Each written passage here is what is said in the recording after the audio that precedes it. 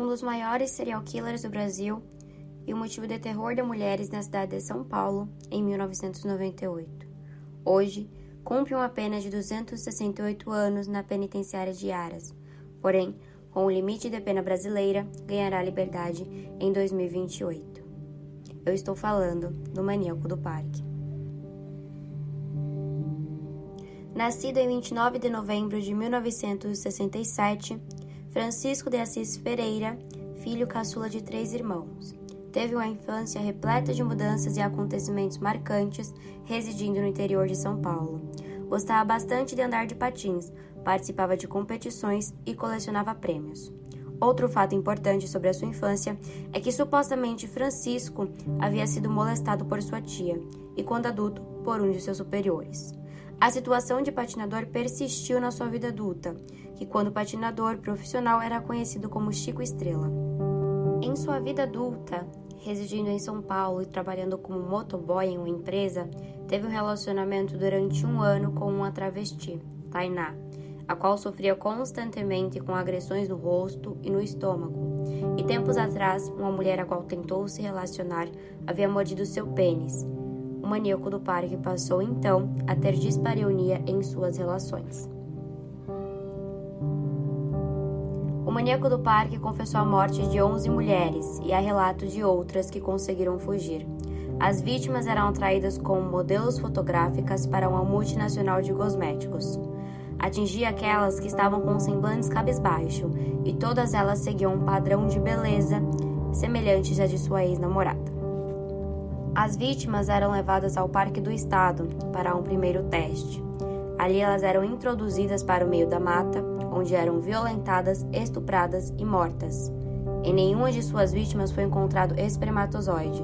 Sendo assim, o maníaco tinha também necrofilia. Segundo o próprio relato, ele passava horas após a morte com a vítima, retornava ao local depois de dias do falecimento e parava apenas de visitar a vítima quando o corpo entrava em decomposição. Uma das vítimas ligou para sua prima antes de ir ao parque com o Francisco, que sempre se apresentava como Jean. A mesma foi crucial para a resolução do caso, pois com o desaparecimento da vítima, esta prima conseguiu descrever para a polícia o tipo de homem que conseguiria persuadir sua prima. Provavelmente moreno, 30 anos e bom físico. Com essas informações na mídia, ligações e vítimas anteriores passaram a entrar em contato. Inclusive uma mulher, que entrou em contato informando que havia o contato deste homem chamado Jean, que havia deixado com ela um cartão para que ela entrasse em contato caso voltasse a ter interesse em ser uma modelo fotográfica. Este número de telefone pertencia à empresa a qual Francisco estava trabalhando.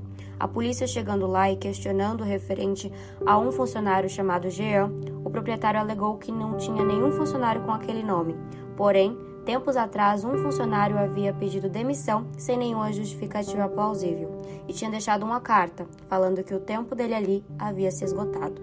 Após essas informações e dada a carta para os policiais, o proprietário alegou que o DHPP também havia estado no local por conta de uma ex-namorada desaparecida de Francisco, Isadora Frank.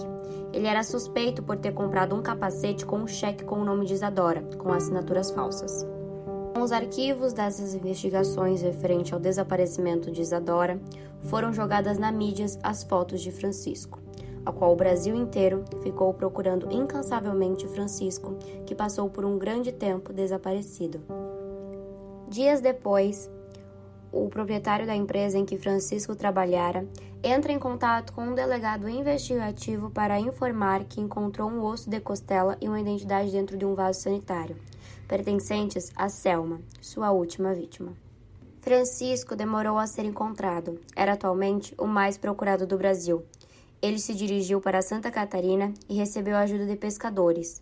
Porém, com a sua foto espalhada em todas as mídias possíveis na época, ao tentar se passar por Pedro, foi reconhecido e a polícia local foi chamada.